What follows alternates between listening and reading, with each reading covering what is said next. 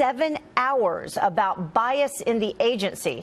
Todd Pyrer is here now live for us to break it all down. So, Todd, the big question was, did this indicate what was going on inside? The fact that it took so long, 7.5 hours. Yeah, and the question, I think, is answered with a we don't know yet. Yeah. Like you said, 7.5 hours. That is almost a full workday's worth of testimony. But House Intel Committee members were tight-lipped about what Andrew McCabe said amid calls for his firing over allegations of conflicts of interest and anti-Trump political prejudice. It's just the latest development in the controversy around text exchange between FBI officials Peter Strzok and Lisa Page, who worked on Robert Mueller's Russia probe, as well as links between DOJ officials, like you mentioned, Bruce Orr, and Fusion GPS, which created that anti-Trump dossier. Republicans on the committee were also expected to press McCabe on whether he should have recused himself from the Hillary Clinton email investigation. That's because McCabe's wife received money for her Virginia State Senate campaign from donors linked to Clinton. I don't want this testimony to just occur behind closed doors. One of the things Congressman Biggs and I are fighting for are subpoenas so that before the Judiciary Committee and all of the American people, we can get answers to these questions, expose the bias that we know exists, and ensure that we have a rule of law that we can rely on again in this country. The American people need them to come in because the bias is so palpable. It's so real. And, you know, when that happens, nobody believes that anybody's going to get a fair investigation in any level.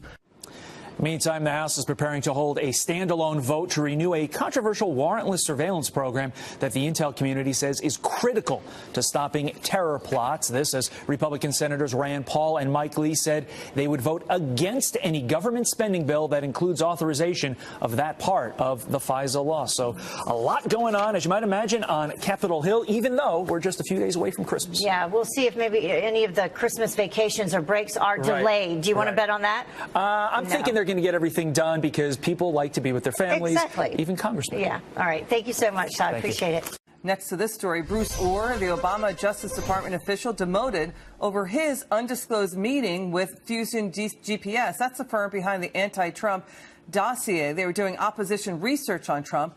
He was expected to testify today before the Senate Intelligence Committee, but it never happened. With me now, Republican Congressman from Georgia and member of the House Judiciary Committee. He is Doug Collins. Sir, it's great to have you on. We love having you on. Why didn't he testify? I mean, his wife worked at that opposition research firm. The FBI paid that firm thousands of money. The DNC was behind it. There's a lot of questions about a DOJ official doing this. I mean, why didn't he show up? Well, maybe you just outlined why he didn't show up. His wife worked for Fusion GPS. He had meetings with them, didn't disclose those meetings. I mean, it's becoming an ongoing cycle of it, and it's really disturbing. So maybe he's back studying for the test. I don't know. Maybe he didn't want to come and didn't feel like he could answer it. All it does is continue to see what the American people says is something's not right here. We're not getting the full story. President Trump and the whole investigation, this is something that we need to take a look at. And Mr. Orr not coming, they need to be straightforward. It restores the faith in the Justice Department. And right now, we just don't see it. Congressman, are you banging the table saying this? The taxpayer funds the FBI. The taxpayer funds the DOJ. We, the taxpayer, have a right for transparency to hear what is going on here. I mean, you cannot have the federal police force steering an election or trying to throw it either way, or Justice Department officials doing that. You had a hearing with Deputy Attorney General Rod Rosenstein last week. Were you satisfied with what he said? No, I was actually frustrated with what he said because he made it very clear that he was over and it was him providing oversight to the Mueller investigation because he appointed him.